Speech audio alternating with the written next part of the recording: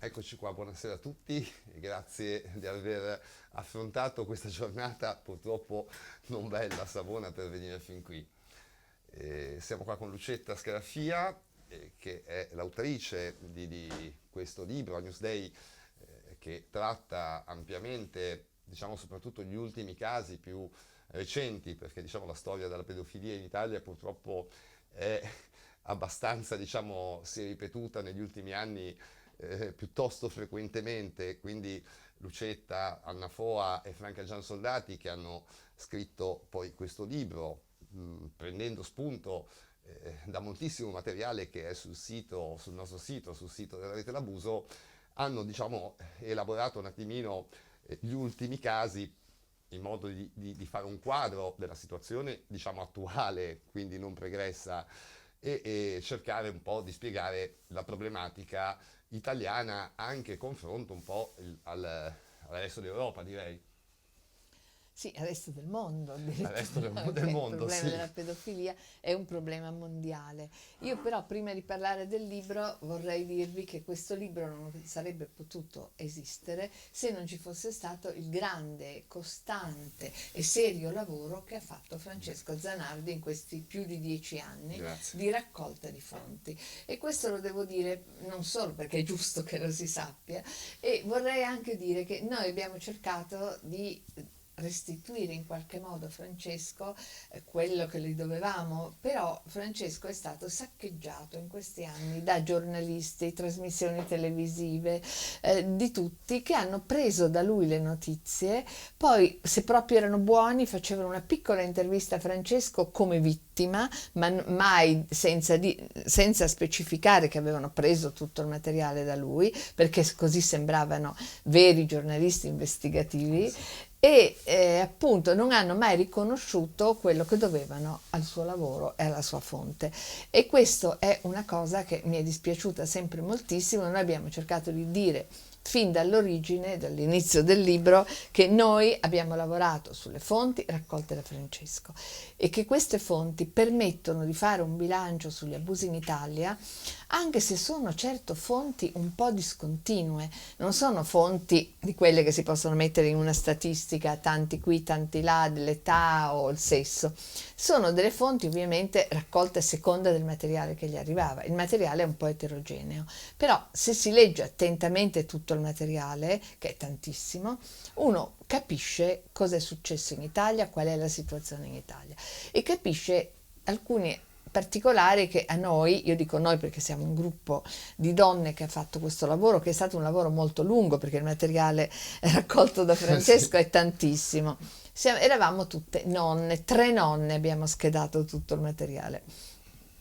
È stata una grande fatica, però schedando questo materiale siamo arrivate a delle conclusioni un po' sulla tipologia degli abusi in Italia, cosa che finora non era mai stato fatto, perché se gli abusi vengono trattati caso per caso, come se fosse una mela marcia qua, una mela marcia là, se vengono trattati oppure come fanno spesso alcuni giornali scandalistici oppure delle trasmissioni sempre un po' pruriginose, dando particolari, che ci sono naturalmente anche lì, particolari antipatici ma reali di incontro sessuale, allora in questi casi non si capisce in realtà il quadro generale, sembra sempre che in Italia qualcuno abbia fatto qualche cosa.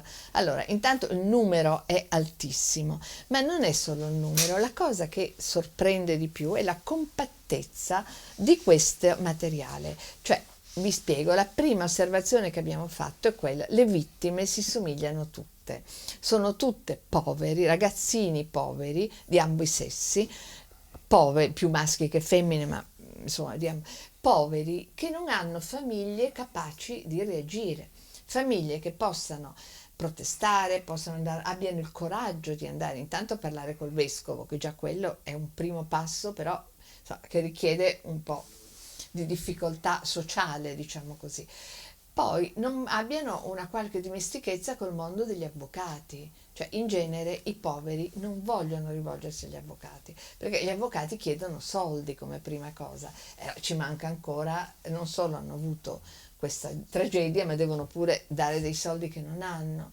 Quindi sono vittime predestinate perché si sa già che non potranno reagire o comunque raramente reagiranno. Voglio aggiungere un particolare ancora più drammatico, che molto spesso sono famiglie assistite dalla parrocchia, addirittura assistite dalla parrocchia, quindi che perderebbero l'aiuto della parrocchia qualora facessero una denuncia. A questo punto è chiaro che ecco, sono assolutamente così costrette, diciamo così, a inghiottire l'umiliazione. Un po' come è accaduto a me a Savona, Sì, perché infatti, poi in realtà la certo, leva poi è tu quello, puoi in quei casi. certo, è sempre quello. Allora, questa cosa aggrava moltissimo l'immagine dell'abuso che noi abbiamo, perché l'idea che uno ha dell'abuso un po' così, appunto, oltre che delle mele marce, è qualcuno che è malato, che non resiste a un istinto, diciamo così, predatorio dal punto di vista sessuale, soprattutto pedofilo.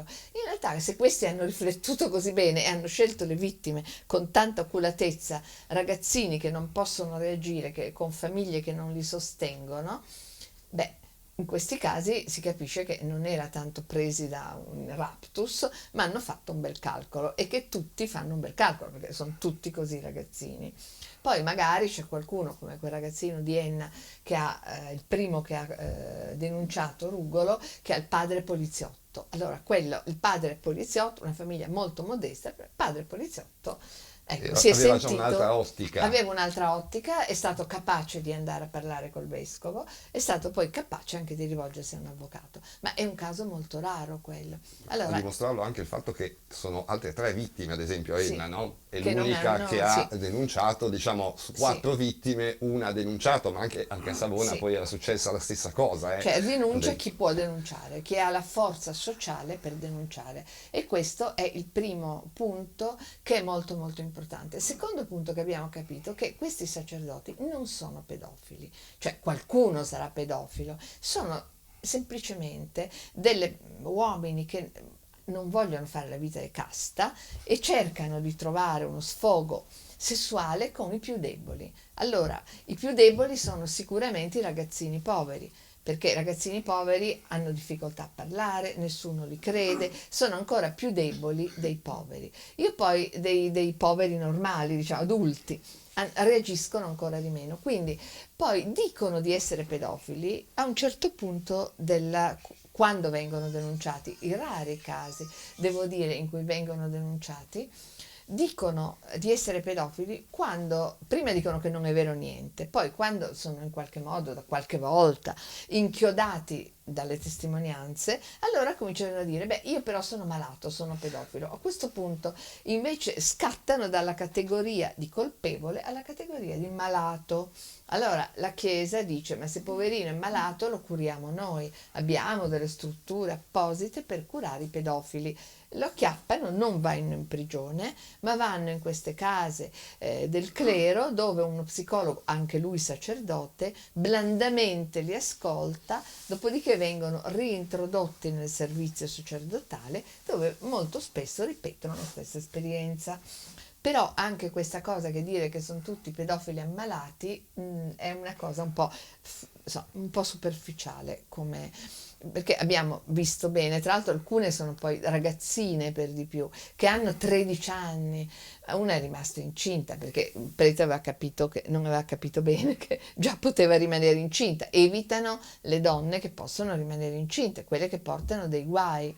Cioè è tutto un calcolo molto preciso, che andrebbe assolutamente riportato appunto a una strategia complessiva, che quasi sembra che si passa nel consiglio, guarda che ti conviene quello, ti conviene quell'altro. Cioè io l'ho trovato una cosa che fa capire come questo fenomeno sia diffusissimo e sia molto omogeneamente distribuito con le stesse caratteristiche. Questo cambia molto l'idea della mela marcia, cambia molto l'idea dei pochi casi che troveremo e perseguiremo, e apre un problema che dovremmo anche così prendere in considerazione, poi parlando della risposta della Chiesa, che è quella della prevenzione.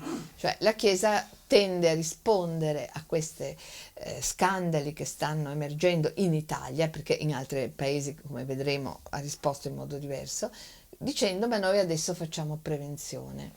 Ora, la prevenzione senza giustizia non serve a niente. Prevenzione vorrebbe dire stare un po' più attenti, ma anche prima avrebbero dovuto stare attenti, non si capisce perché prima dovevano lasciare dei bambini in mano a dei sacerdoti che si sapeva o si sospettava pesantemente cosa facevano. Cioè non mi convince la teoria della prevenzione fatta in questo modo. Senza giustizia la prevenzione non vale, ecco. E semplicemente parliamo di prevenzione, facciamo dei corsi psicologici coi preti perché facciano prevenzione, non serve proprio a niente. Anche perché la prevenzione in questi casi, la pedofilia non è una malattia, non è curabile, quindi diciamo la prevenzione qual è? Senz'altro quella di non rimettere una persona che si sa che è pedofila in mezzo ai bambini, ecco questa è prevenzione, no? Quindi non bastano diciamo il periodo... Forse sono persone che non sono neanche adatte al sacerdozio, cioè questo è un problema che dovrebbero affrontare. È vero che ci sono pochi sacerdoti, è vero che cercano di recuperarli tutti, però è contrario a ogni, diciamo, spirito evangelico. Vai a cercare i ragazzini più poveri, più deboli e li tratti in quel modo, beh, non sei adatto a fare sacerdote, cioè in senso molto più globale, complesso direi. Certo. Cioè non hai capito niente del Vangelo, di quello che devi insegnare, di quello che devi fare. E quindi secondo me questo è un aspetto che anche dovrebbero tenere presente e non solo l'aspetto strettamente sessuale del problema, perché appunto il fatto che siano ragazzini poveri che non reagiscono fa capire che è il contrario esatto di quello che dicono i Vangeli, esattamente il contrario. Quindi noi abbiamo cercato in questo modo di capire anche la specificità della situazione italiana, che è una situazione molto, diciamo così, variegata in cui i preti che fanno abusatori sono molti, sono anche dei sacerdoti che vengono coperti. Ecco, un altro tema che abbiamo trovato è l'uso del denaro, quello che si dà per l'8 per 1000, cioè il denaro delle diocesi per pagare spesso il silenzio delle famiglie che non vorrebbero denunciare, che essendo povere accettano anche cifre risibili rispetto al danno che hanno avuto, perché queste cifre vanno dai 10.000 ai 25.000 euro. Voi capite che rispetto al danno che ha avuto il ragazzino è una cifra risibile, non basta neanche una terapia psicologica. E invece le prendono perché sono in condizioni tali per cui già 20.000 euro sono una svolta nella loro vita. Questo è spaventoso, appunto. Tra l'altro poi accordi col vincolo della riservatezza, certo. No? Perché poi c'è una Sì, penale se loro parlano, poi dopo l'accordo ecco. tu parli, no? Quindi Sono è molto vincolante la cosa, davvero per pochissimi soldi. Pochissimi Che non soldi. E rendono poi l'altra giustizia a cosa nessuno. ancora, che sempre i soldi dell'8 per 1000, quelli delle diocesi, servono a pagare degli avvocati bravissimi per i sacerdoti. Cioè i sacerdoti si difendono dalle accuse, le rare volte che vengono denunciati a un tribunale civile e c'è un vero processo, vengono difesi da avvocati molto bravi. A questo punto, appunto, le vittime, come già ho detto, hanno avvocati d'ufficio, avvocati in genere non così bravi comunque, anche se ci sono degli avvocati, anche grazie al lavoro che ha fatto Francesco, che prestano gratuitamente il loro servizio in questo senso, però non sono mai, diciamo, cioè, l'avvocato Taormina, che tutti conosciamo di nome, ha difeso dei sacerdoti abusatori. Ora uno si domanda, ma dove ha preso i soldi un sacerdote che dovrebbe non essere certo ricco? Infatti i soldi glieli avrà dati la diocesi, Sì. perché probabilmente questo sacerdote sapeva anche cose per cui poteva chiedere un grande avvocato. Una delle storie che ci ha più sconvolto è quello di Don Seppia, che è giusto di queste parti, tanto per cambiare. Don Seppia, che però è di Sestri Ponente. Sì, Sestri Ponente. Sestri Ponente, quindi a 2 passi da qua. Che la storia di Don Seppia l'abbiamo iniziata così: il giudice del primo e secondo, che l'ha condannato nel primo e secondo grado dei processi, ha detto che era un delinquente comune, però a metà tempo, il resto del tempo faceva il parroco a Sestri Ponente. Ora, questa cosa fa un tantino impressione, ma lui era un delinquente, non era semplicemente un abusatore di qualche bambino, ecco. Era uno che aveva messo su un giro di prostituzione minorile, che drogava i ragazzini e faceva commercio di droga. Cioè, una cosa, sempre tutti poveri naturalmente, tutti ragazzini poveri, cioè una cosa che più delinquente di così non si può immaginare. La Curia di Genova l'ha aiutato a trovare un bravissimo avvocato, non ha dato una lira di risarcimento ai ragazzini che vivevano, che hanno subito tutte queste violenze, diciamo così, da parte sua. Ha detto, ma in fondo noi non ce ne eravamo mai accorti, era un buon parroco. Che so, ecco, lei lo conosce? No, no, Ah, ma io dico, è questo l'errore che sì. si fa secondo me, che la curia paga per far difendere.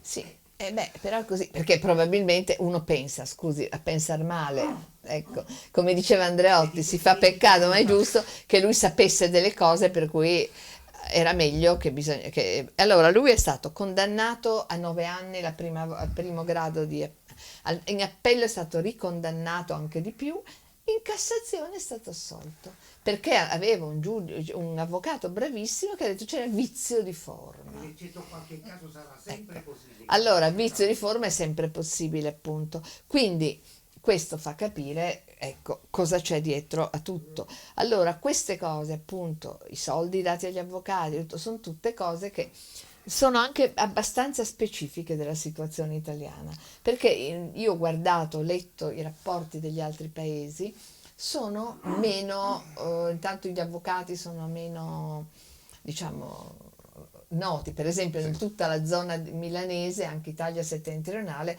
c'è questo avvocato Zanchetti che era il preside di legge della facoltà di diritto della Cattolica. Ora, che un prete si permetta di pagare il preside della facoltà di diritto come difensore, ecco, poi viene il sospetto che lui sia stato eletto preside perché difendeva i preti abusatori. Ci sono anche poi delle diverse, diciamo, influenze diverse. Ora, tutti questi aspetti sono molto tipici della situazione italiana e sono degli aspetti che in qualche modo la CEI non vuole toccare, ed è per quello che sta cercando di non andare tanto in questo rapporto che ha presentato il 19 novembre, no? Mi sembra. Sì, o Sì, 16, insomma, a 16, metà 19, non mi novembre ricordo, sì. si è occupata degli ultimi 2 anni, che quindi è un lasso di tempo strettissimo, piccolissimo, anche perché molto spesso, come voi capite, gli abusati sono in grado di denunciare parecchi anni dopo, o hanno la famiglia alle spalle che denuncia per loro, oppure E se ne uno... accorge, Ecco, perché tante volte sì, non se ne accorge neanche la famiglia, sì, anche la vittima non se ne abusata, accorge la cioè che il famiglia. figlio, o perché Certo. poi figlio o figlia. Sì, e poi uno deve crescere e sentirsi in grado di fare questa Certo. denuncia. Quindi gli anni che richiesti sono tanti. Quindi gli ultimi 2 anni sono stati scelti perché hanno aperto questi centri di ascolto che non tutte le diocesi, il 70% delle diocesi italiane ha aperto, dove chi vuole va al centro d'ascolto dove ci sono persone scelte dalla curia. eh, a Milano, pertanto, per dirvi, c'era l'avvocato Zanchetti, che quindi era proprio il lupo che accoglieva le pecore ferite e immediatamente poteva passare al proporgli soldi senza neanche, ecco. E quindi sono delle situazioni in cui, insomma, intanto la prima cosa che viene a pensare è che in quel modo si possono, diciamo, pagare il silenzio immediatamente all'origine, senza arrivare neanche al tentativo di denuncia. Certo. E poi questa è la prima cosa. Infatti in tutto il rapporto di novembre non si parla mai di denuncia, né sì, qualche volta dice, nel caso si potrebbero denunciare alla congregazione Della dottrina della fede. della dottrina della fede, ma nel caso, cioè loro pensano tutto che va risolto localmente, quindi senza processo, detto brutalmente.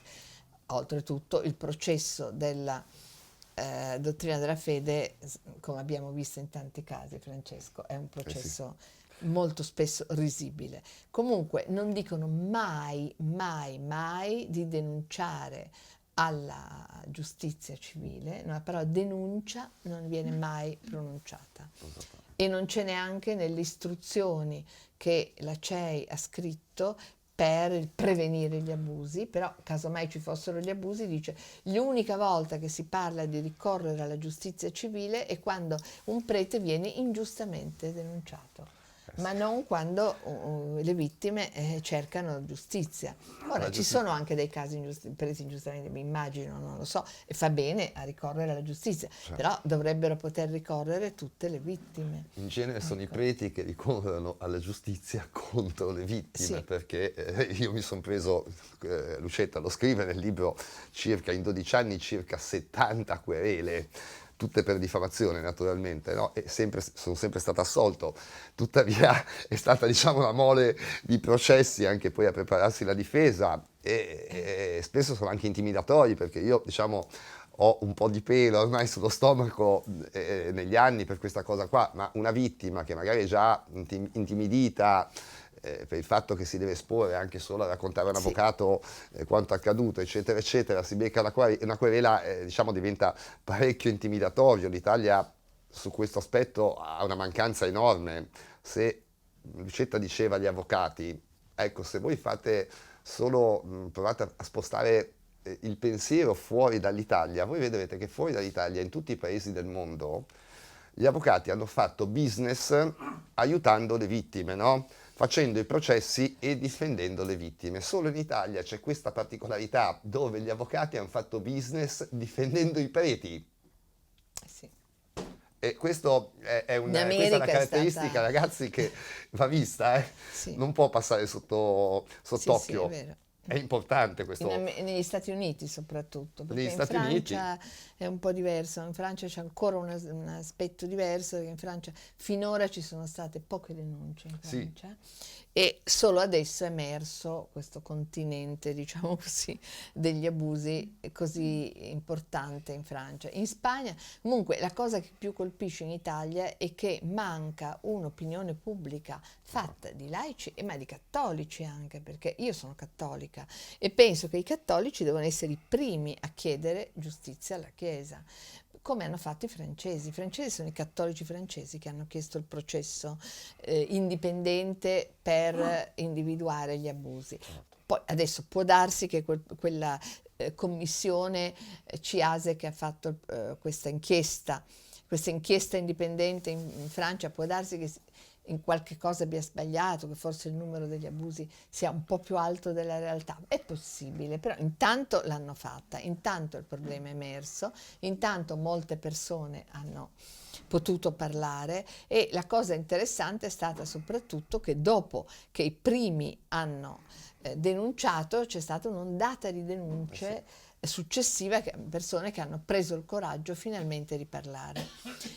La stessa cosa, seppure in modo meno istituzionale, è successa in Spagna, dove il País, il quotidiano spagnolo laico, ha avviato un'inchiesta sugli abusi sessuali del clero e anche lì all'inizio stentavano un poco ad avere le denunce, no? E poi a un certo punto è arrivata un'ondata di denunce. Anche lì però c'è stata una partecipazione della popolazione, cattolici e non cattolici, che hanno detto adesso basta. In Italia no, cioè in Italia anche questo nostro libro ha avuto un'eco bassissima, veramente bassissima, devo dirvi. Proprio è stato più recensito, cioè ne hanno parlato di più in Svizzera che in Italia, vi dico solo quello. effettivamente sì. Ecco. Perché questo succede? Perché in Italia, beh, insomma, adesso sì, secondo me gli italiani i cattolici italiani sono, secondo me, molto cinici, hanno un rapporto con la Chiesa come se fosse un partito, un'istituzione di potere a cui si appoggiano per avere lavori, avere conoscenze, avere un posto in ospedale, l'Italia è fatta tutta di reti di clientelari. La Chiesa è una potente rete clientelare, ancora adesso ha molti ospedali, ha ancora delle scuole, cioè è ancora, da quel punto di vista, non è più tanto politica, però dal punto di vista delle reti clientelari sul territorio ce n'è ancora molte. Allora, e poi comunque anche nel mondo politico qualcosa conta, almeno forse i politici pensano che conti più che conta, ma comunque quello è un potere lo stesso. E allora gli italiani non vogliono mettersi contro la Chiesa, hanno questa antica cosa di dire la Chiesa lasciamola perdere, contro la Chiesa i giornali, anche i giornali più laici, non ne parlano perché pensano che meglio non andare a sfrucugliare i problemi della Chiesa. Cioè c'è tutto un atteggiamento complessivo degli italiani di quelle cose meglio non parlare. Io ho parlato anche con dei miei amici molto cattolici, ma cattolici insomma che vogliono cambiare la Chiesa, persone oneste e tutto, e hanno detto basta con sti abusi. Il Papa non ha risolto tutto? Il Papa non ha finalmente, no, guarda, il Papa proprio niente ha risolto e quindi poi anche dobbiamo farla noi la nostra parte, non è che uno deve sempre aspettare che il Papa faccia tutto, ecco. E questo è un problema degli italiani, mentre i francesi hanno, e anche gli spagnoli, per esempio, ma anche i belgi sono intervenuti, i polacchi, quando è stata fatta in Polonia una inchiesta che ha portato risultati, diciamo, come se quasi non ci fossero abusi sessuali in Polonia, si sono arrabbiati moltissimo i fedeli polacchi e gliel'hanno fatta rifare. Ma anche, Ecco. anche il film che è uscito in Polonia, Sì. Sì. se non ricordo male, i primi 2 giorni ha fatto tipo il primo giorno 1 milione Sì. di visite in 24 ore, ecco, che tra l'altro l'ho visto sottotitolato, non so se l'hai Sì. visto, molto bello, ecco, anche molto forte, devo dire la verità. Quindi è proprio una specificità italiana quella di essere così, diciamo così, poco. Devo Sì. scrivere quel libro lì, le case editrici o la casa editrice dove ha fatto obiezioni, No, ha detto cancellate qui, no, cancellate assolutamente no. E anzi ci credeva abbastanza la casa lì. Perché 3 editrice. anni fa, mi Sì. pare 4 anni fa, era venuta una scrittrice, aveva scritto Chiesa perché mi fai tanto male? Sì. Ah, Cristina Balestrini, sì. E beh, ha parlato proprio che tante case editrici paura del Vaticano hanno, Sì. diciamo, rifiutato. Sì, è un problema, questo è un problema. Sì, effettivamente. però questo libro ha un altro Io non taglio. credo che ci sono Quello era un mai taglio problemi molto, in Italia. quello era un taglio molto autobiografico, invece questo è un taglio più Sì, scientifico, sì. è un taglio più saggistico, quindi è un po' distaccato. Quello era un taglio molto più autobiografico, quel libro. Forse quello, però no, la casa editrice l'ha accettato subito e l'ha Però non riesco a anche... capire una cosa, Sì, anche lei che dice, e quella scrittrice, la cosa che mi ha indignato, a me è quando ha detto lei, quella lì, anche lei lo dice, però noi siamo rimasti in seno alla Chiesa.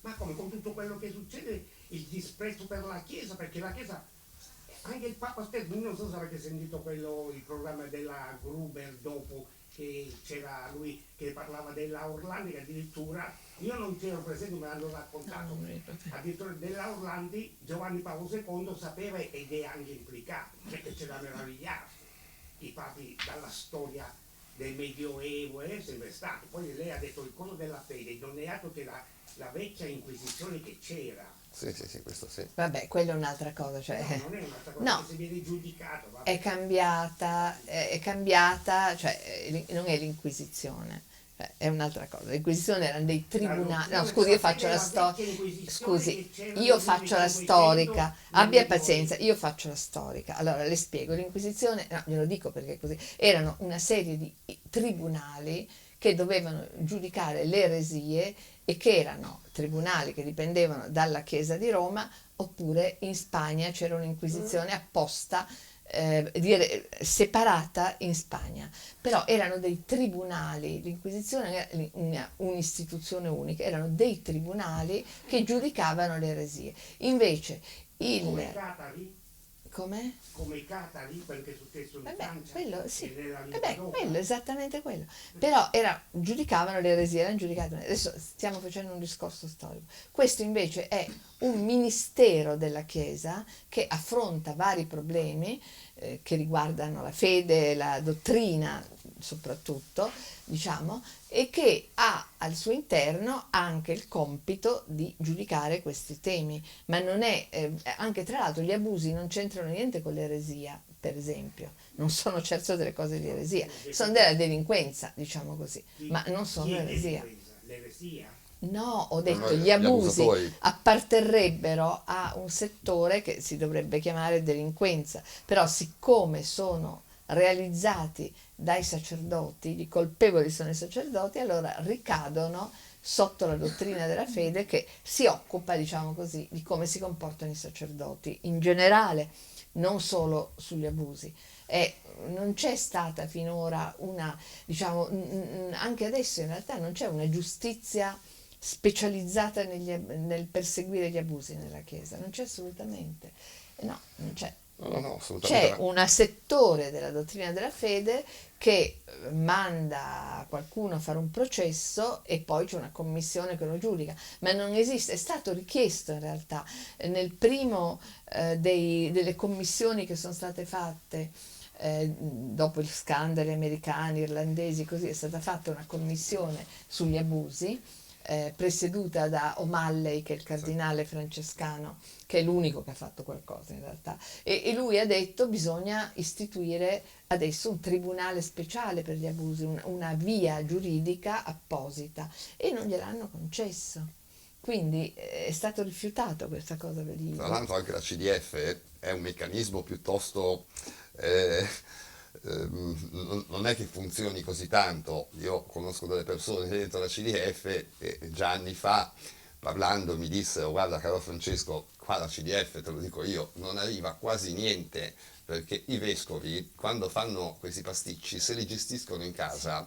Quando mandano a noi i fascicoli è perché i pasticci li ha fatti il vescovo di prima, no? Allora quello nuovo non vuole andare a mettere le mani, diciamo, no? Non vuole trovarsi in mezzo e quindi ci spediscono i fascicoli. Mentre Quindi in Scandinavi esistono questi problemi. Come Tipo dice, scusi? Norvegia, Svezia, esistono anche, ci sono questi abusi. No, esistono anche in tutte le altre situazioni religiose, fra gli ortodossi, esistono fra i protestanti, esistono fra gli ebrei, no, esistono. Adesso noi ci stiamo occupando di questo perché viviamo in un paese cattolico e i sacerdoti cattolici sono la maggioranza, e quindi non è che non è legato, almeno a me non sembra tanto legato alla castità, insomma al fatto che al celibato, che non il credo celibato neanch'io. non è castità. Com'è? Non credo neanch'io, No, non credo assolutamente. neanch'io È più che una sia questione di legato al problema del formazione, celiato, sicuramente. sì. Penso che io penso piuttosto che sia legato storicamente a un fatto che il celibato non è stato praticamente mai tenuto dai preti.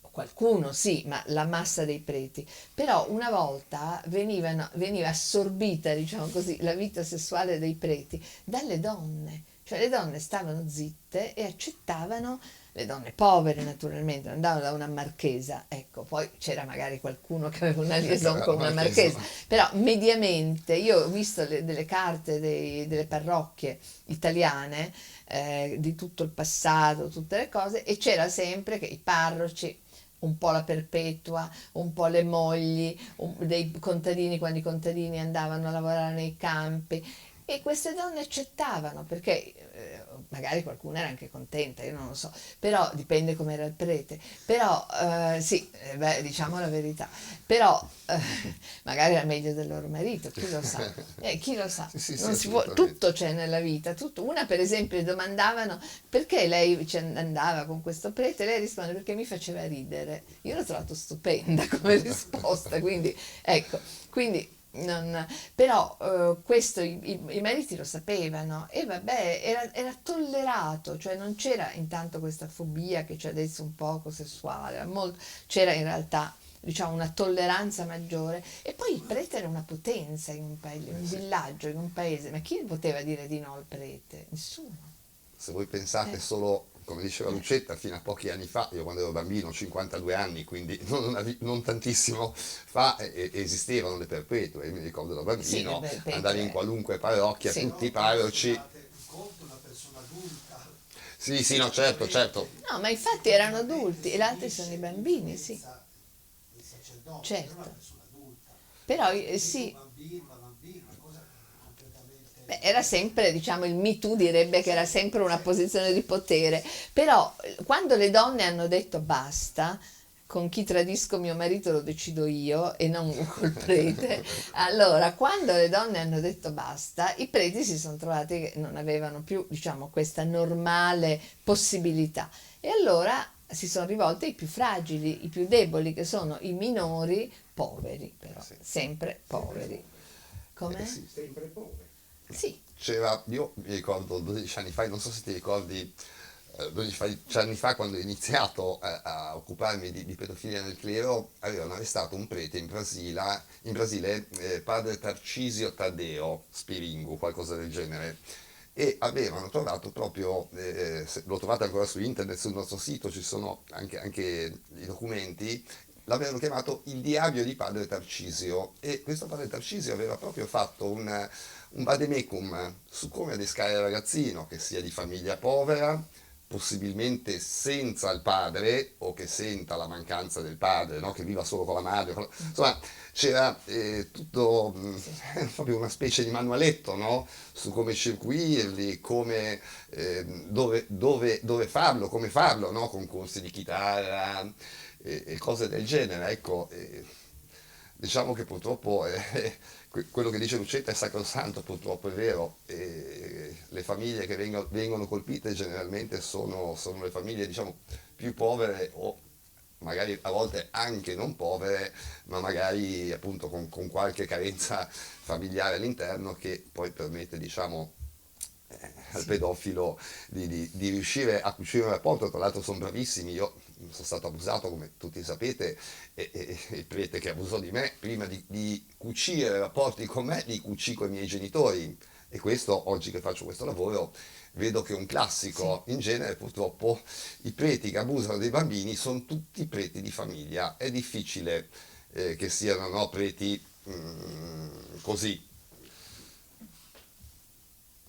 Sì, sì, è vero, questo è anche.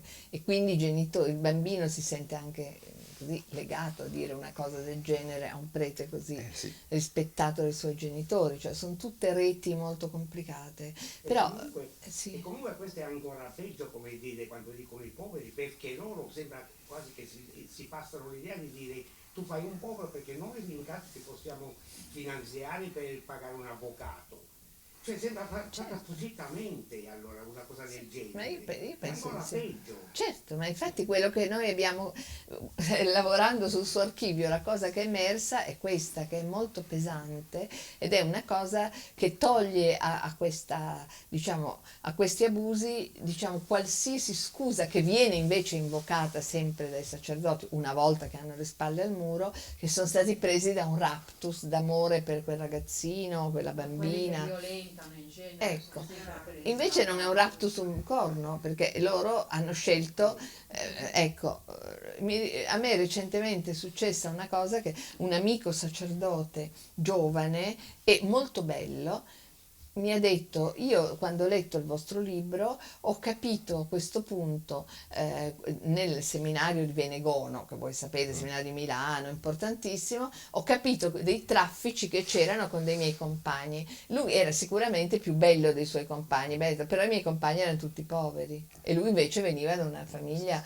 non per nulla povera, e gli unici che venivano, diciamo così, perseguiti dai preti erano i poveri, quindi al seminario, quindi non era certo una storia di passione, perché questo qui era sicuramente il più bello dei ragazzini che c'erano al seminario di Venegono, uno dei più belli, però era di una buona famiglia che avrebbe preso avvocati, cose, Certo, insomma, avrebbe certo, fatto certo. la fine del mondo.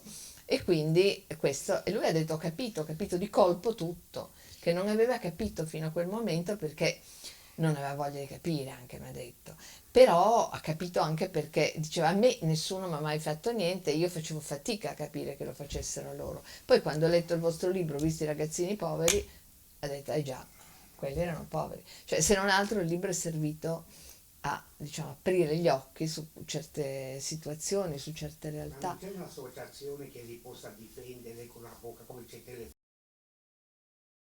o istituire Ma qualcosa del l'ha genere? fatta, c'è lui. Cioè, c'è lui. dell'abuso, però io ho un'associazione, sono fondatore di questa associazione che è in tutta Italia, però non è proprio così semplice, nel senso che anche a livello giuridico siamo indietro anni luce, perché il 90% dei casi che arrivano alla rete d'abuso purtroppo arrivano tutti prescritti, tutti assolutamente improcedibili, perché abbiamo dei tempi di prescrizione molto corti che intervengono proprio spesso, anzi puntualmente, dietro all'omertà della Chiesa, perché perché l'omertà della Chiesa non fa scattare la denuncia e non mette la vittima in condizione, no, di dire ho subito, quindi la vittima non viene curata, passano tra l'altro degli anni prima che la vittima maturi il trauma. Il trauma io l'ho denunciato quando avevo 40 anni, quindi voglio dire, ci ho messo 40 anni a elaborare. Il trauma è capire, perché il trauma non è l'abuso sessuale, non è l'atto sessuale, quello è lo strumento. Il trauma è la devastazione psichica che fai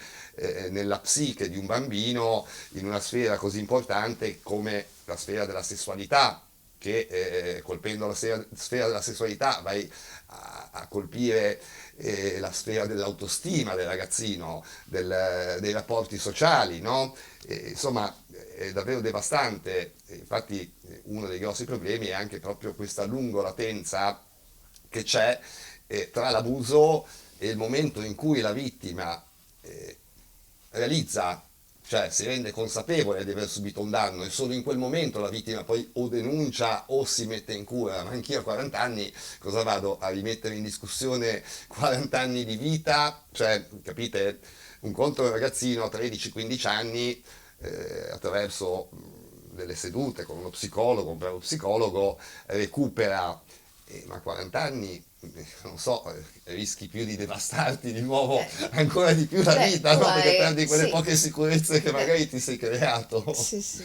No, la cosa che è stata detta anche noi abbiamo scritto un articolo sul Domani, che insomma c'è sul libro recentemente, e nelle lettere di Domani è comparsa la lettera di un avvocato che ha detto quello che hanno scritto è vero. Io ho spesso difeso gratuitamente dei ragazzini, uno così autonomo, dice mi è capitato, ho difeso gratuitamente dei ragazzini abusati, dice erano sempre poveri, cioè tutto corrisponde con quello che loro hanno detto, è proprio scritto, è stato interessante perché ha scritto una conferma dicendo è vero.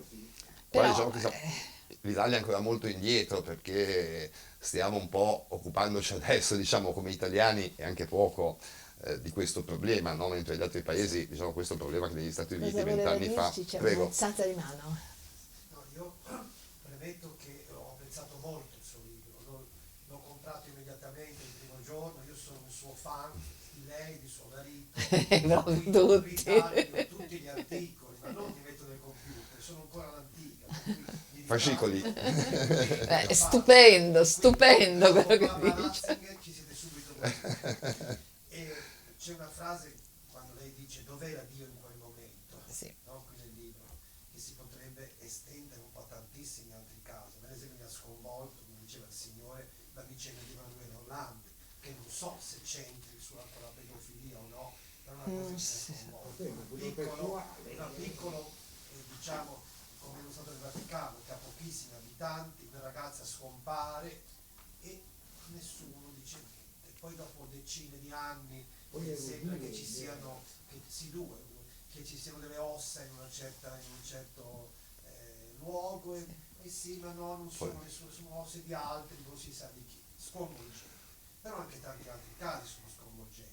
La vicenda Beccio, io non sono né a favore né contro, però insomma uno non può subito togliere già diciamo, le prerogative di cardinale a una persona quando non c'è stato ancora il giudizio.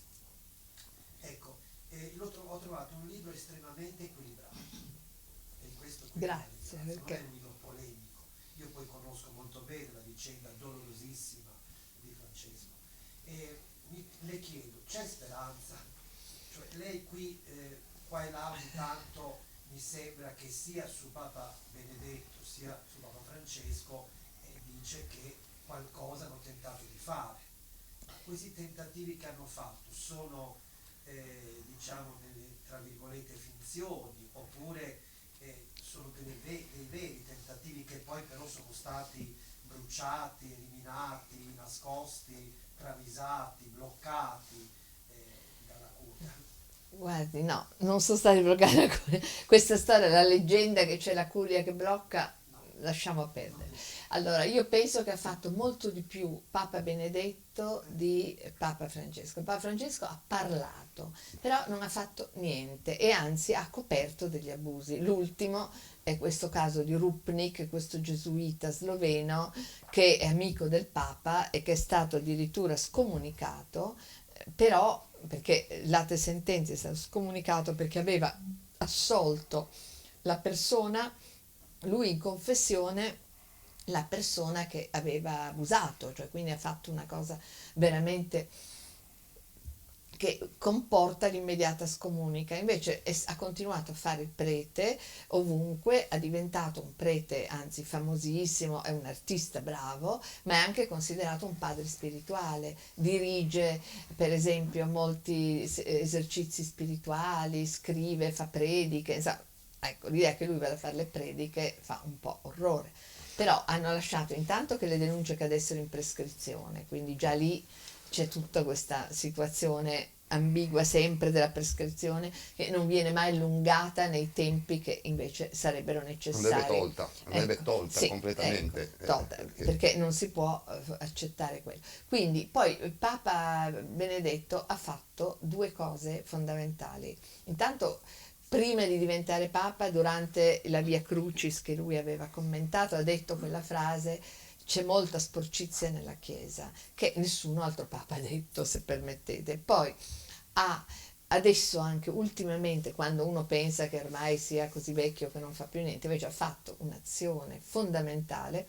Quando lui è stato denunciato per diciamo, un favoritismo a un prete pedofilo a Colonia, quando lui era a Monaco, scusate, quando lui era arcivescovo di Monaco, che hanno accolto un prete pedofilo nella diocesi, lui non sapeva, ha detto: io non sapevo che era pedofilo, l'ho accolto, non mi hanno detto che era pedofilo, però di questo sono innocente. Però ha scritto una lettera, e quello ci credo perché è enorme la diocesi, ha 30.000 persone, se non gliel'hanno detto lui non è andato a domandare, ecco, quello sì. Però lui ha detto una cosa importantissima, ha detto: io di quel prete non sono colpevole, sono colpevole di cose molto più gravi, perché io ho ricoperto le cariche più alte nella Chiesa, la Chiesa si è comportata in modo orrendo nei confronti degli abusi, quindi io sono colpevole per tutto ciò che la Chiesa ha fatto sugli abusi e chiedo scusa a nome della Chiesa.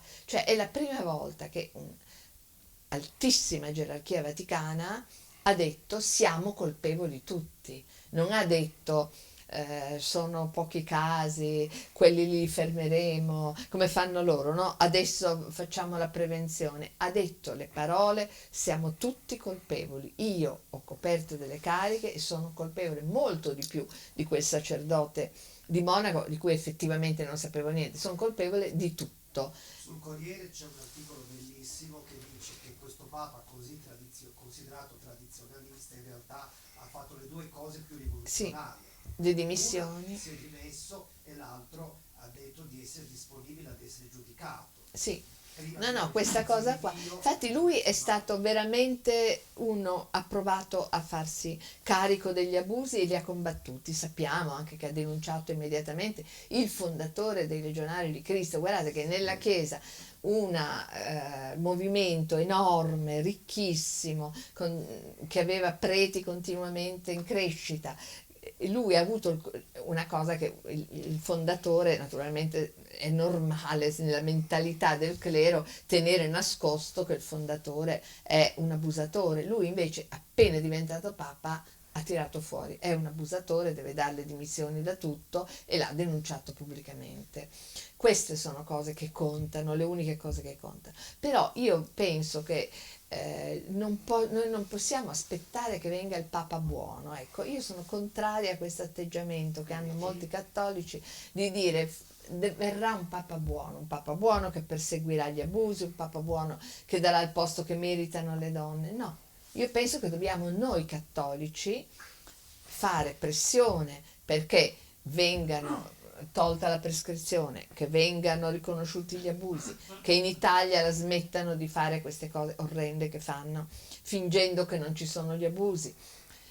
lo devono le donne, sono le donne che devono dire perché là non ci sono donne, perché là non ci sono donne, ma cosa abbiamo fatto? Ci meritiamo di stare anche noi in quel consiglio, in quella cosa, e non una su 100 che non serve a niente, ma una partecipazione, ecco, ragguardevole. Sono i fedeli che devono dire basta, perché se no non arriverà mai il Papa buono, perché il Papa quando arriva là ha già, cioè il più buono di Benedetto XVI è impossibile, ecco, lui ha già fatto passi da gigante, però intanto il Papa quell'altro adesso comunque non può fare niente, ma una volta che è arrivato lì vuol dire che ha già fatto 10.000 compromessi, cioè diciamoci la verità, uno che è eletto Papa non è che è un santo, ogni tanto questo il fatto di proclamare santi tutti i papi confonde moltissimo le idee alla gente, cioè i papi non dovrebbero mai essere proclamati santi, perché non sono dei santi, sono dei papi. Papi vuol dire che hanno fatto compromessi, cose, perché è ovvio, quando il potere, hanno un rapporto col potere, hanno avuto tutta la vita un rapporto col potere, questo sicuro. Uno non diventa potente così, ecco, hanno avuto un rapporto col potere. Poi c'è chi l'ha gestito più onestamente, più in modo più pulito, chi l'ha gestito meno. Però io non ci credo, che poi hanno degli errori. Per esempio Giovanni Paolo II, santo subito, ha coperto abusatori, fra cui Massiel a legioni. Ora è stato fatto santo, ma non doveva essere fatto santo. È stato un bravo papa Giovanni Paolo II, ma non un santo. L'idea di fare santi papi vuol dire che noi non ci permettiamo neanche poi più, non possiamo più giudicarli, non possiamo più dire no, non fa abbastanza sugli abusi, non fa questo, non fa quello. Cioè impedisce, rende i fedeli come dei bambini che devono stare lì fermi a ammirare il Papa, perché se non è stato ancora fatto santo sarà fatto santo subito dopo, quindi stiamoci attenti, ecco, a dire che questo sta facendo male, perché poi sarà fatto santo, ecco, questo lo trovo una cosa pericolosissima. Invece i fedeli devono partecipare in modo dialettico alla vita della Chiesa, dicendo non ci basta quello che è stato fatto sugli abusi, dobbiamo intervenire, lo stanno facendo un po' le donne, cioè c'è un'associazione di religiose che si chiama WISG, Unione Superiori Generali, che ha detto basta con gli abusi sulle religiose, che sono un capitolo enorme, e hanno detto noi pagheremo un avvocato a tutte le religiose che denunciano. E beh, quella è una cosa, non invitano mai da nessuna parte. Quando fanno una conferenza stampa dicendo cose interessantissime sul loro lavoro, sulla loro attività, i media vaticani non le nominano mai, sono trasparenti queste poverette, sono poverette un corno, sono delle donne super brave, però ecco, per dire che ci sono già dei segnali che c'è qualcosa del genere. Sì. A questo proposito, chiedo per la televisione belga, il rapporto ultimo dei vescovi che è stato fatto non vi ha aiutato nella vostra lotta, nella speranza di proseguire nella divulgazione di queste cose? Comincia tu, Francesco. Allora, facciamo una breve, tanto sono solo 2 anni di rapporto della CEI. A me il rapporto della CEI, dico la verità, mi ha scioccato.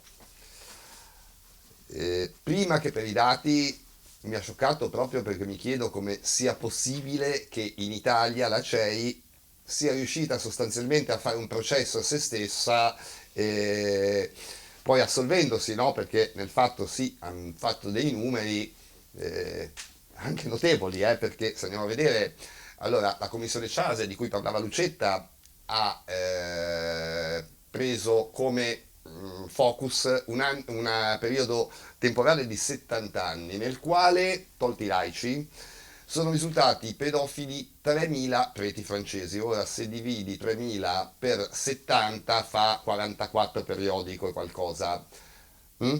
Ogni anno 44 casi. Bene, in Italia la CEI in 2 anni in cui c'era il Covid, quindi gli sportelli diocesani erano persino chiusi il più delle volte, no? Perché gli uffici erano chiusi al pubblico, ne ha raccolti 89, giusto se non ricordo male, e fare 89 diviso 2 hai già visto quanti sono i dati. Ora non ci fermiamo qua, questo è solo per fare un attimo il rapporto. L'Italia sicuramente il dato è molto più alto, ma te lo dico per una questione proprio matematica. In questo caso si calcola che nei vari paesi dove sono state fatte commissioni la percentuale va dal 5 al 7-8% in alcuni casi. Bene, con questa percentuale, se la Francia in 70 anni ha avuto 3.000 preti pedofili, e in quei 70 anni noi sappiamo che la Francia ha avuto una popolazione di sacerdoti media di circa 22.000 sacerdoti, che poi negli anni si sono cambiati, però più o meno in Francia hanno avuto sempre 22.000 sacerdoti. In Italia ne abbiamo, se non ricordo male, 52, perché la CEI in realtà dà un dato più basso di 52.000, se non ricordo male danno 45.000, una cosa del genere, ma mancano i diaconi per esempio, no? In quel dato lì. Cioè, se li andiamo a prendere tutti con lo stesso dato francese abbiamo più del doppio dei sacerdoti, quindi è anche verosimile, capisci, a parità di percentuale, perché ormai le percentuali sono quelle in tutto il mondo, è anche verosimile pensare che in Italia siano il più del doppio delle vittime francesi ci siano, no? Se però guardiamo ancora meglio questi dati della CEI, che non sono chiari perché non fa nomi, non dice diocesi, e tuttavia i dati li dà, notiamo che in Francia, inclusa la popolazione laica, quindi catechisti e via dicendo, che hanno abusato di minori, questa popolazione laica in Francia era circa un 20%, in Italia no, è un 60%, perché lo dice la stessa CEI, quando la CEI dice, divide le denunce, no? Chi è stato denunciato come prete e come non, e circa il 60% dei casi sono di laici. E ora, qui la cosa interessante, questo è un dato che a me ha fatto rabbia, non ha stupito per niente. Io nel 2019, quando ho portato l'Italia a giudizio alle Nazioni Unite a Ginevra, questa cosa, questa preoccupazione l'avevo già. Infatti in quel report io alzai delle grosse perplessità su una legge europea che era il certificato antipedofilia, che è stato adottato in tutte le nazioni, ma in Italia ha lasciato scoperta la categoria del volontariato, casualmente quella dove, alla quale appartengono anche i preti. Ma questo è il dato minore. Io quando ho visto l'applicazione del legislatore in Italia mi è subito venuto in mente che se tu a un pedofilo gli chiudi la strada lì, non può più andare a scuola, gliela chiudi là, ma gliela lasci aperta lì, e uno dove va? Va lì, no? Perché è l'unico posto dove può andare senza esibire il certificato, no? Questo vale ovviamente per chi è già pregiudicato. Poi il pedofilo, proviamo a entrare nella testa di un pedofilo. Un pedofilo pensa che però se va a fare il volontario al campo di calcio del comune, qualcuno se ne accorge e si becca una querela lo stesso. Se invece va in parrocchia, e siccome c'è tutta questa paura per lo scandalo, siccome si cerca di coprire queste cose, sì, magari se ti beccano non succede niente, ti allontanano tutt'al più. E purtroppo questo dato che ha dato la CEI sembra darmi ragione, perché effettivamente è parecchio, cioè sono più i laici che i preti, almeno dal report della CEI. C'è ancora un'altra cosa particolare. Ora, la Chiesa non denuncia le autorità civili, e vabbè, io sono ovviamente contrario a questa cosa, e nel caso dei preti gestisce in casa, diciamo così, la questione. E benissimo, quel 60% dei laici invece che fine hanno fatto, scusate?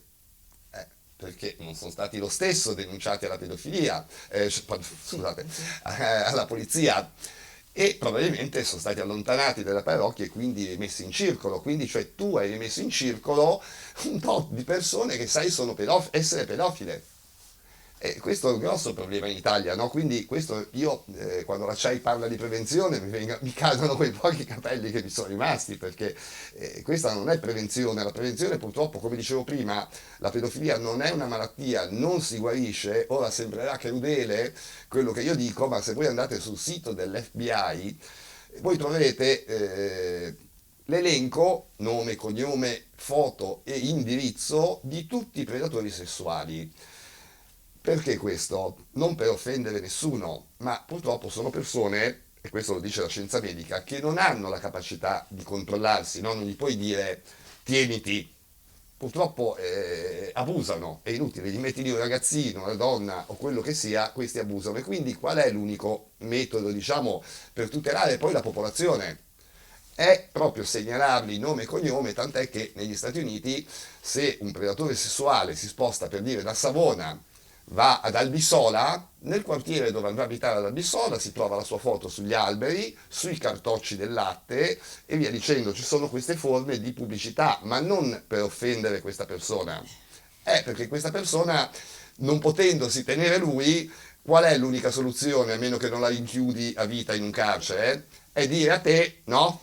Che io ho un problema, quindi tu in qualche modo, capisci, riesci a tutelarti e questo è l'unico compromesso, cosa che però, ad esempio in Italia, la mappa che abbiamo fatto, che c'è sul nostro sito, quella mi è costata tantissime querele, mi sono preso veramente una valanga di querele perché ogni puntino è un prete, quindi un caso, e all'inizio sono volate davvero tante querele, poi abbiamo visto che bene o male riuscivamo a dimostrare a ogni via giudizio con la carta, no? Che insomma non c'era la diffamazione perché le querele erano tutte per diffamazione e quindi diciamo venivamo assolti, no? Tuttavia devi farti l'iter del processo, tante volte sono dovuto andare in altri paesi, no? In altri posti perché non ho fatto tutti i processi a Savona, no? Quindi anche a livello di costo diciamo è notevole, ecco.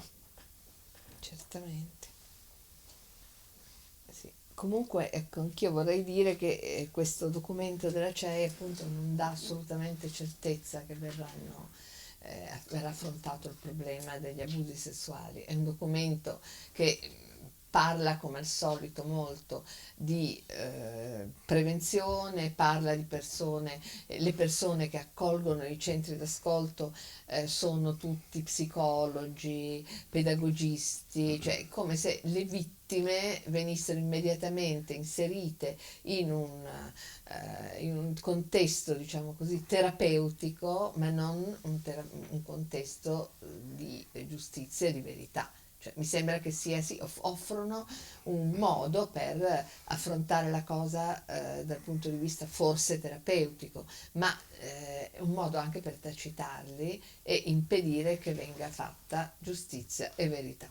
Io penso che questo sia fondamentale, che la prevenzione la si può fare solo se vengono puniti i colpevoli. Allora, se vengono puniti i colpevoli, quella è la prevenzione migliore. Se tu sai che i colpevoli non vengono puniti, vengono spostati, vengono mandati in quelle case, allora non fai prevenzione, anche se fai tanti corsi con psicologi che dicono com'è fatto il pedofilo, come si comporta il pedofilo, dovete stare attenti al pedofilo. Io devo dire che quest'idea che i preti italiani debbano fare dei corsi per non essere pedofili, per accorgersi se ci sono dei pedofili, mi indigna profondamente. Cioè, dico, ma lo dovrebbero esserlo di natura loro, cioè non so come dire, i sacerdoti hanno fatto una scelta di vita, hanno aderito a un programma evangelico, hanno bisogno di un corso per non essere pedofili, hanno bisogno di un corso per scoprire se c'è un pedofilo vicino a loro, cioè per avere il coraggio di denunciarlo in sostanza. No, poi non è neanche di denunciarlo, di offrirgli una terapia perché non sia più pedofilo. Denuncia non se ne parla mai. Allora mi sembra che è una cosa anche che deve un po' a me suscita un po' di indignazione, cioè che i sacerdoti italiani abbiano bisogno di corsi per affrontare il tema della pedofilia mi sembra francamente incredibile. Cioè nessun essere umano ha bisogno di un corso. Se uno ha un'educazione morale, giusta nella sua vita, anche se non è un prete, ecco, lo sa. Per di più un sacerdote a cui è stato insegnato di proteggere i deboli e di rovesciare la gerarchia del mondo che è in cui i forti opprimono i deboli, rovesciarla. Quindi non fanno che ripetere in modo brutale una gerarchia di forte che approfitta del debole. E quindi mi sembra veramente quasi, diciamo, privo di dignità che la CEI proponga dei corsi per i preti perché non facciano i pedofili. Francamente io mi vergognerei al posto della CEI di questi corsi. Diciamo che il sistema italiano è preventivo per la Chiesa, perché poi alla fine Sì. questo report, se andate a vedere, ha dato qualche numero, non si capisce bene che fine abbiano fatto Sì. queste persone, perché non si sanno da dove arrivano i numeri, no? Quindi non si sa quale diocesi, non si sa che provvedimenti sono stati presi. E per le vittime non è stato fatto nulla, nel senso perché questo report CEI non Le prevede, vittime non ci sono mai. esatto, le vittime non quasi contano. non esistessero insomma, Il terrore che hanno è il problema del risarcimento della sì. vittima, quello è il terrore fondamentale. Mentre in Francia hanno avviato una politica Certo. di risarcimento in cui hanno detto la Chiesa francese venderà dei beni che ha per poter risarcire le vittime. In Italia solo parlare di risarcimento, Guai. guai. Infatti qua la prevenzione per la Chiesa, perché allora, ragionate un attimo, anche questi sportelli diocesani, voi pensate quello che ha appena raccontato Lucetta, appunto, di questi avvocati che spesso sono nelle commissioni. Ora io faccio un esempio, vediamo che io sono un ragazzino che domani vado con mamma e papà in questo sportello diocesano, no? Parlo con un operatore laico, Genere che magari, o psicologo, psicologo, così, sì. quello che sia, che intanto raccoglie, no? Prende degli appunti sul mio racconto, quindi prende Sì. un po' le peculiarità del caso, il nome del prete e poi mi fa firmare ovviamente la dichiarazione. Bene, questa dichiarazione finisce nell'archivio della diocesi. Ora io per il momento mi sono rivolto solo alla diocesi. Fra un anno però mi accorgo che la diocesi aveva promesso di andare avanti, di procedere nei confronti di questo prete, per esempio, e invece questo prete è ancora in parrocchia. Bene, allora dico no, questi mi prendono in giro e vado alla polizia. Bene, io in quel momento lì ho lasciato già delle informazioni preziosissime per un procedimento penale alla diocesi, cioè ce le ha in mano la diocesi ed è vero che tu le hai lasciato a un operatore, ma purtroppo nel momento in cui scatta la querela e quindi il vescovo proteggerà in qualche modo il suo prete dandogli l'avvocato, quell'avvocato probabilmente avrà accesso a quella vostra dichiarazione, ci siamo? Alla vostra deposizione io qua non credo ci sia nessun avvocato, ma per gli avvocati le peculiarità proprio dei casi sono un'arma fortissima, no? Per combattere, diciamo, per riuscire a vincere una causa e pensate che quello che voi avete, insomma, quelle informazioni preziosissime che avete addirittura sottoscritto con la vostra firma, probabilmente l'avvocato ce le ha in mano e l'avvocato non difenderà voi, ma il prete che vi ha abusato, quindi pensate un po' il vantaggio che ha poi ancora di più di prima, diciamo, un prete, la diocesi stessa, in un procedimento contro una vittima, no? Perché in realtà qui quella in minoranza resta assolutamente la vittima, ecco. Insomma, bisogna che si faccia qualche cosa. A me spiace molto che non sia venuto Sansa oggi nel dibattito, Probabilmente è perché, rimasto bloccato a Genova, credo. perché avremmo avuto un magistrato italiano che ci spiegava come mai, per esempio, in Italia è così, la magistratura è così sorda rispetto alle notizie che vengono degli abusi dei sacerdoti. È molto sorda perché in Spagna Ma scusi, lei dice è sorda, ma Sì. ci vuole tanto a capire. No, sì, è sorda perché il procedimento sui Ma minori un politico, c'è secondo l'obbligatorio. il Papa e il Vaticano, ma ha visto un politico comunale. non si mettono da noi politici. No, Allora, io questo, Allora, dicono sempre di sì, si tiene un freddo. No, ma c'è esiste in Italia con i minori, se sono abusati i minori c'è l'obbligatorietà dell'azione penale e invece lì ci sono delle Non notizie di accade. abusi dei minori e non viene non mai accade avviata in Italia, no? l'obbligatorietà. Allora, in Spagna, allora, la Spagna è una situazione molto, molto, molto simile all'Italia, anche proprio per le reticenze.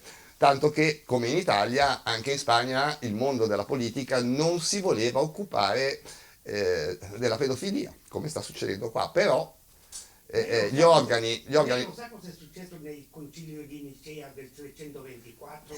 Vabbè, adesso- Presieduto da Costantino. E tutto Sì, nasce sì, da sì. lì. E tutto nasce da lì. No, diciamo che adesso la Lo fa situazione- Gesù Cristo e poi Sì. Ario l'hanno mandato via ed è nato da Vianesimo e tutto nasce da Sì, lì. ma Tra l'altro il grande È un Costantino po' che ha- presa alla lontana, diciamo Ma è così. tutto, ma io non so come si può Eh. prendere a queste cose, vabbè, lasciamo perdere.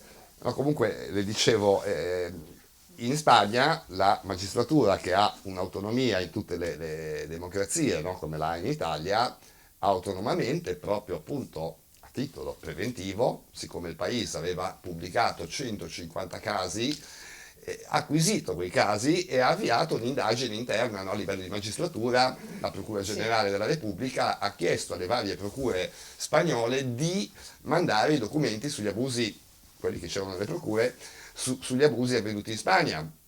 Questo atto, che non è un atto di coraggio della magistratura spagnola, ha fatto solo il suo lavoro. Sono in Italia che sono molto conigli, ecco, se dobbiamo dirla proprio tutta.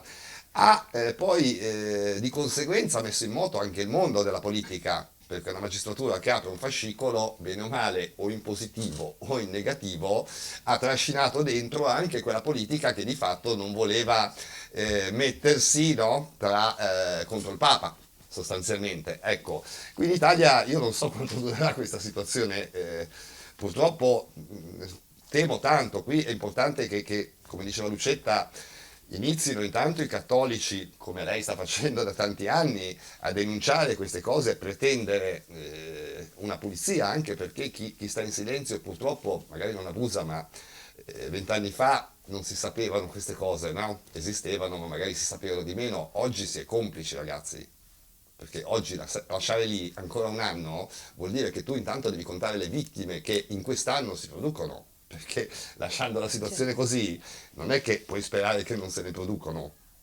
Ci siamo?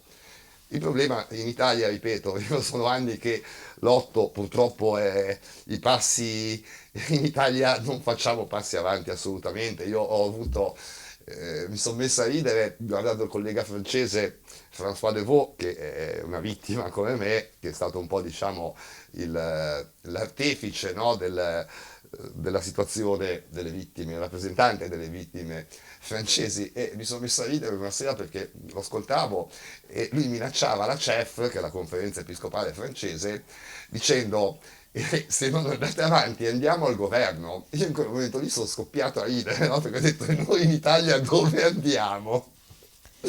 Cioè ha detto dove andiamo? Che siamo andati alle Nazioni Unite e di fatto poi le Nazioni Unite hanno fatto, lasciato sì. un report pesantissimo all'Italia, l'Italia non gli ha neanche risposto. Ma non può esserci solo la via giudiziaria, anche perché No, ma funziona a posteriori. Cioè, Magari brava, ci brava. vuole, bisogna No, no. togliere da mezzo. A posteriori, diciamo, quando c'è il danno purtroppo va quando c'è risolto. stato Andrebbe, il danno. Il problema che fare perché non ci sia il danno? Perché signora, bisogna toglierli, denunciare, denunciare, Sì, però- denunciare. Purtroppo qua c'è un però sistema di c'è omertà. anche il prete che non ha mai abusato, che magari è tentato poi di abusare. Quello Allora, deve esserci questo è- un procedimento legale che lo gli ridà l'innocenza, cioè deve essere data giustizia. Sì, sì, ma la Però giustizia siamo d'accordo. sì, la giustizia è Però, fondamentale. secondo me probabilmente c'è anche forse qualche meccanismo che non evita che un prete diventi abusante. Un prete, quelli che è. Probabilmente, non so, ecco, suppongo che ci sarà un ragionamento da fare, no? Il discorso che faceva la storica sul fatto che probabilmente una volta tutti questi, come dire, istinti predatori avevano come obiettivo le donne, Sì. no? Ci ricordiamo sì, sì. nei paesi di campagna le parrocchie erano piene di donne, Certo. no? Che andavano Sì. a pulire la chiesa, insomma si occupavano, Ma lì era lavavano consapevole le la mutande donna al perché era prete, non lo maggiorenne. so, ecco, Sì. comunque Sì, sì, sì. era sempre. Certo. Ricordiamo benissimo, adesso le donne non hanno certamente più voglia, ecco, di frequentare, di andare a fare le serve ai preti, no? No, infatti non, le perpetue di cui parlavamo adesso non ci sono più, però da bambino ancora Secondo me ricordo. forse c'è anche un attimo una questione, come dire, psicosociologica, ecco, da affrontare, proprio se vogliamo, insomma, che non- Sicuramente c'è un problema sociale, perché questo problema, adesso noi parliamo di chiesa, ma se guardate la violenza sulle donne non è che cambia, voglio dire, non è che sono più tutelate dei bambini, anzi, insomma, abbiamo una situazione, proprio l'Italia non ha non ha ancora acquisito forse una coscienza civile, ecco, su queste cose. Ricordiamo anche che l'Italia purtroppo, non mi ricordo, fino all'87, se non ricordo male, non esisteva il reato di violenza sessuale. 96, ecco, mi sono sbagliato. Sì, c'è una questione proprio della sessualità predatoria, ecco, che andrebbe in qualche modo Ma affrontata. lì anche sulle donne la Chiesa ne ha colpa, perché anche San Paolo diceva anche che la donna deve essere sottomessa al marito. Diciamo che è una questione di patriarcato, la cultura patriarcale che in Italia è molto ampia questa, ecco perché diciamo che queste due cose, donne e bambini, in questo contesto purtroppo sono molto vicini. Sono i più deboli, quindi Devo fare una domanda, sì. se possibile. A voi singolarmente mi è capitato di pensare a chi me l'ha fatto fare, di pensare di smettere di pizzicchiare anche se in bene la Chiesa? Io sì, guarda, proprio recentemente, credimi, il report della CEI mi ci è voluta una settimana a farmene una ragione, no? Ma proprio per l'assenza dello Stato, adesso prima ho parlato dei dati, no? Ma mi sono domandato, ora faccio un esempio molto crudo, quel report della CEI nella sostanza è un po' come se Toto Riina avesse fatto il processo ai picciotti che tutti i giorni vengono in questo negozio a prendere il pizzo. Perché qua i mandanti si sono messi a posto da soli. Tra l'altro quel report, sono 40 pagine, mi pare una quarantina di pagine, se lo leggete sostanzialmente non c'è scritto niente, qualche numero, ma la Chiesa acclama dall'inizio alla fine i suoi sportelli diocesani, cioè acclama se stessa e questo grande lavoro degli sportelli diocesani che poi, insomma, ripeto, fanno utilità solo alla Chiesa, non certo alle vittime, perché una vittima lì ora non è una questione di soldi. Io, esempio, dietro gli abusi sessuali, a 45 anni ho avuto un tumore all'intestino di origine psicosomatica, tra l'altro. Facendo questo lavoro noto tantissime persone, quasi tutti i miei assistiti non hanno tumori, ma hanno tutti patologie all'intestino e la scienza medica spiega questa cosa, lo stress della psiche dove va a scaricare proprio sulla fascia intestinale, no? Sull'intestino e questa cosa prolungata per anni mi ha portato delle neoformazioni ad altre persone, o persone che hanno il morbo di Crohn, insomma hanno le patologie più strane, addirittura c'è gente che non ha nulla, quindi è una situazione diciamo ancora peggio perché non si sa come curarla, no? Non c'è una medicina, quando è una patologia ti si cura, no? Invece hanno problematiche di dolori intestinali, ma non hanno poi in realtà niente. Poi si nota che questi attacchi arrivano magari in stati di ansia, stati di stress, no? Non dovuti relativamente agli abusi, ma magari, che ne so, situazioni familiari particolari, in quel momento la vittima ha un crollo, non riesce a reagire e la sua psiche, diciamo, fa questo gioco, ecco. No, io naturalmente avendo una storia diversa da Francesco, devo Meno dire male. che Meno male, sì, certo. sì, meno male, veramente quello. Mi sono trovata dentro questa storia senza sceglierla, devo dire. Mi sono trovata quando dirigevo Donne Chiesa Mondo, il settimanale legato all'Osservatore Romano, e lì sono arrivate tantissime denunce di suore che erano state abusate, tutte storie. Allora, noi eravamo un gruppo di persone, di donne che dirigevamo questa rivista e non ci aspettavamo questo neanche lontanamente. Allora, ricevendo tutte queste telefonate, cose, ancora adesso io ricevo, quando mi stufo un po' di questa cosa, dico basta, non me ne voglio più occupare. Mi capita poi 2 giorni dopo che mi telefono magari una suora spagnola, mi è successo poco tempo fa, a raccontarmi una storia terribile di un abuso sessuale veramente spaventosa. Allora vengo ogni volta, diciamo così, attirata dentro questo problema dalle persone, dalle vittime, e poi devo dire che ho conosciuto Francesco a un dibattito alla luce della mia vita. Francesco a un dibattito della televisione svizzera, Sì, diciamo sì. sempre svizzera, che in Svizzera ne parlano, in Italia No, ma è mai. vero che eravamo giù Sì. in Rai. Eravamo in Rai, ma era per la la Svizzera, televisione sì, sì, sì. svizzera, e io ho molto apprezzato Francesco e ho cominciato a seguire moltissimo quello che lui faceva, e poi siamo diventati amici, però tutto questo è il rapporto con le persone che hanno sofferto che mi tiene legata a questa battaglia, perché se no non la farei, una battaglia ingrata in cui non si raggiunge mai niente, non si vendono i libri e quindi non c'è neanche la soddisfazione di vendere i libri, e quindi è una battaglia veramente difficile da fare. Poi devo dirvi la verità, quando abbiamo letto tutti i casi che aveva raggruppato Francesco, noi tre nonne eravamo disperate. Cioè è una cosa terribile leggere tutte queste storie una dopo l'altra, leggere di questi preti che dicono, ma proprio spudorati, dicono di un prete che ha abusato di una bambina di 13 anni, ah ma ne dimostrava 15, ma quello, e fa ancora il prete, cioè non so come dire, delle cose che uno dice, ma quello da pigliarlo a schiaffi proprio, delle cose terrificanti, le frasi che dicono nei processi, nelle cose, sono spaventose. Allora, non vi dico altre che sono ancora più blasfeme. E quindi tutto questo, diciamo, ci ha, me, ma anche il gruppo di nonne a cui appartengo e che combatte questa battaglia, ci ha così fatte diventare combattenti su questo fronte. Però certo avremmo voglia di fare altre cose, ma infatti le facciamo anche, però è difficile abbandonare una battaglia in cui continuamente ti capita di venire coinvolto da una persona che ti racconta che ha sofferto, cioè capisci che sei in qualche modo utile, e forse una delle cose più belle nella vita è essere utile a qualcuno, no? Secondo me mi ha fatto arrabbiare perché devo dire sono state velocissime. Lucetta è venuta qua l'anno scorso, l'estate Settembre, scorsa, sì. fine estate Sì. scorsa, Beh, all'inizio dell'anno il vabbè, libro abbiamo lavorato tanto. era già, vi dico la verità, gli ho scaricato tutte le schede che avevamo, erano quasi 10.000 schede.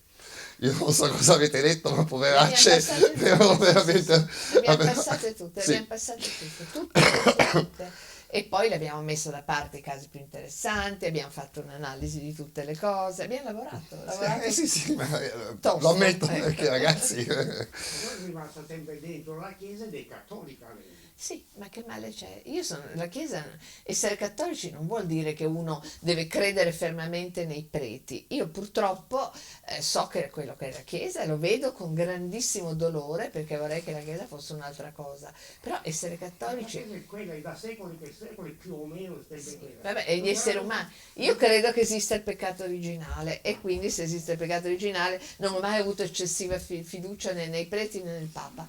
Quindi su quello mi trova molto... non ho mai avuto eccessive speranze. Io credo che la Chiesa trasmetta una tradizione religiosa molto importante e che è preziosa. Questo lo credo fermamente, che è quella di Gesù Posso Cristo. dire l'ultima cosa e poi Sì. vado via perché stanno... Lei crede alla verginità della Madonna, che è nato il bambino, tutte quelle cose lì? Credo che sia molto un aspetto simbolico quello che è stato raccontato, però non penso che sia fondamentale credere nella verginità della Madonna per essere Io non cattolici. ci credo, anche perché l'Immacolata Concezione è stato fatto nel 1800. Non è la verginità della Madonna l'Immacolata No, io Concezione. no, questa è un'altra cosa. Infatti. Volevo dire che tutte Vabbè. queste cose qua sono tutte parole. Beh, l'idea della Chiesa è che Dio si... Mitra assomigliava a Gesù il 25 dicembre era nato e nella È stalla... stata messa la festa di Gesù in quella data lì perché serviva, diciamo, a rientrare nel calendario romano. È stata fatta un'operazione politica anche intelligente, ecco. Le feste religiose cristiane sono tutte, diciamo, collegate a una tradizione pagana. Dei riti pagani, la Chiesa, di tutte Vabbè, quelle cose. se lei lì. pensa a quella va bene. Va bene, sì, Va ok. bene. Va bene. Grazie. Va bene, direi che possiamo, se qualcuno ha ancora qualche domanda, poi chiudiamo perché sennò Sì. Stefano fra un po' chiude. Se ne volevo fare una Prego. personale proprio, non c'entra niente proprio. Siete stati abbandonati o supportati invece dalle comunità che difendono le donne in Italia? Cioè, ecco, l'hanno vista come una cosa, vabbè, una cosa loro del Vaticano, oppure vi hanno aiutato i movimenti femministi, ma non parlo la parola di Suena, Non tanto, no, io devo dire, io che ho più rapporti forse di anch'io. Francesco, no, i movimenti femministi in Italia non sono assolutamente capaci di supportare niente, sono molto ideologici, si occupano semplicemente di individuare dei nemici politici, ma la realtà dura di queste battaglie non l'affrontano mai. Basti dire una cosa, che le femministe non fanno una battaglia contro l'utero in affitto, che è uno sfruttamento del corpo delle donne, evidentissimo, Beh, e non invece tutte, ha ragione, non tutte, ecco, non tutte, ecco, però sono pochissime, ma le femministe, quelle che più parlano, quelle che più, ecco, che più sono note, più ragionano. quelle che sì, sono d'accordo, ma le più politiche, quelle che causano, stanno zitte sull'utero in affitto perché così non devono criticare le famiglie arcobaleno composte da due uomini che si fondano sull'utero in affitto, e allora ecco, quello è il problema. Quindi il femminismo in Italia soprattutto è sceso, non voi, ma voglio dire, In un generale. femminismo, quello più politicamente diffuso, è un femminismo che anch'io sono femminista e quindi sono come voi, però Quello che va in piazza. ecco, quello che va in piazza, quello che parla, quello che va in televisione è un femminismo che non guarda alla realtà, a quello che succede nella vita reale, quindi anche a queste battaglie in cui dovrebbero invece allearsi. Pensi che la battaglia delle religiose, degli abusi sulle religiose, la ignorano, che invece è una battaglia fondamentale per le donne, fondamentale. La stessa cosa vale per i movimenti gay, movimenti LGBT verso la pedofilia o verso i... Beh, è un po' diversa perché sono donne, in genere non sono minori, ma sono maggiorenni, però sono fragili, perché non fragili che sono sceme, poverette, ma perché siccome quando diventano suore perdono i contatti con la famiglia, col mondo esterno, a differenza dei sacerdoti, che senza la loro vita religiosa non sono più niente, cioè sono pochissime quelle che hanno un mestiere vero, che hanno il coraggio di mollare tutto e tornare nella vita, anche la possibilità, io di quello sono espertissima, ho parlato con tante, e hanno tutte molta paura e difficoltà a ritornare, diciamo così, nel mondo laico, e quindi sono ancora più fragili dei minori, che comunque hanno una vita davanti, hanno delle famiglie, loro le famiglie in genere hanno tagliato molto, insomma hanno pochi rapporti, le famiglie non le rivogliono indietro quando No, anche perché diventano quelli vengono, suore. io guarda, ho avuto qualche caso, al di là che li tolgono, Sì, lasciano, certo. lasciano tutto come bene, Sì. quindi uscire dal convento, Certo, è durissimo. non hai più soldi, È no? durissimo, non c'è E niente. spesso si trovano contro le famiglie, in quanto quelle orgogliose di avere la figlia suora, te torni a casa, puoi capire, no? Anche È uno perché, scandalo per ecco, tutta cioè in certe famiglie, in certi contesti sì. ancora è uno scandalo per tutti, no? È un'offesa, diciamo, Poi alla anche vergogna per della le famiglia. religiose torna il problema, anche se meno totalmente che per i ragazzini, perché le donne sono comunque più deboli, che sono le donne più sprovvedute, più deboli, più povere, che vengono se una ha una famiglia benestante può anche pensare che gli dia una mano, ecco. Quindi anche questo si ripete. E poi c'è il problema con le religiose dell'aborto, che le donne rimangono incinte e quindi le fanno abortire con i soldi della diocesi, ecco, ancora tornano i soldi della diocesi che servono a farle abortire. E questa è una cosa terribile, perché loro pensano di avere commesso un peccato gravissimo per cui dovrebbero essere scomunicate, perché loro sono credenti e credono in questo. E in realtà chi l'ha commesso il peccato gravissimo sono i preti che l'hanno abusate e che hanno pagato l'aborto, ma loro quello non riescono a capire. Poi per una donna abortire è drammatico, e poverette devono vivere anche questa tragedia. Quindi le più sventurate secondo me sono le religiose. Eh sì, sì, Però anche perché i adesso contesti poi sono, il contesto dell'abuso della sì, religiosa resta sì, nel resta convento, dentro. no? Quindi diciamo una situazione molto, molto Trattata concentrata poi male dove, perché lei non è insomma, più, insomma, ha avuto, quindi vabbè, è una cosa veramente terribile quella delle religiose, ed è quella che io, diciamo, pratico di più, perché avendo avuto quei rapporti, insomma, devo dire la verità che purtroppo, o per la fortuna, molte mi telefonano solo per parlarmi, dicono io non avrò mai il coraggio di fare la denuncia perché non posso perdere tutto, però volevo parlare con una persona che conosce il problema e io sto ora al telefono e non mi fa certo piacere, mi fa soffrire tantissimo, però gli do la solidarietà, però come faccio a abbandonare una battaglia quando conosco tutte queste vittime? Ecco, non sono abbastanza cattiva. Va bene, dai, concludiamo qua, direi. Se abbiamo... Grazie a voi, grazie a Grazie a tutti, voi. grazie Lucetta. Grazie a te.